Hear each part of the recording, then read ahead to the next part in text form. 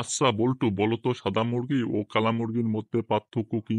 সাদা মুরগি ও কালা মুরগির মধ্যে পার্থক্য হচ্ছে কালা মুরগি চাইলেই সাদা ডিম দিতে পারে, কিন্তু সাদা মুরগি চাইলেই কখনোই কালা ডিম দিতে পারে না।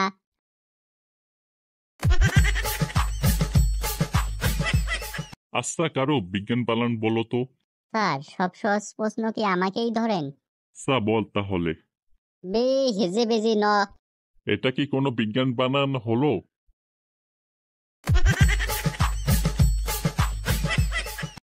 স্যার, আপনাকে একটা বানান ধরি। তুই তুই আমাকে বানান ধরবি? স্যার যে তুই বানান ধরবি? স্যার, আপনি তো স্যারই, আপনি তো সবই পারেন, আপনাকে একটা বানান ধরি।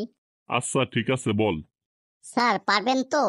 আরে ধর তো, এত ন্যাকামি করার দরকার নেই। স্যার, বানান করেন তো।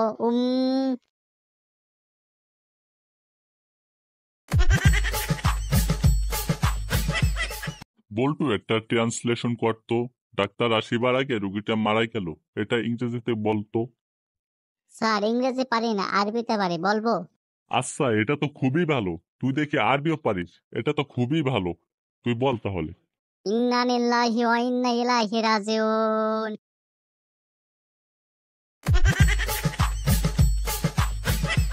তোর কোনো পড়া হচ্ছে না, তুই অনেক বেয়াদব হয়ে গেছিস, তুই মার খাবি এখন।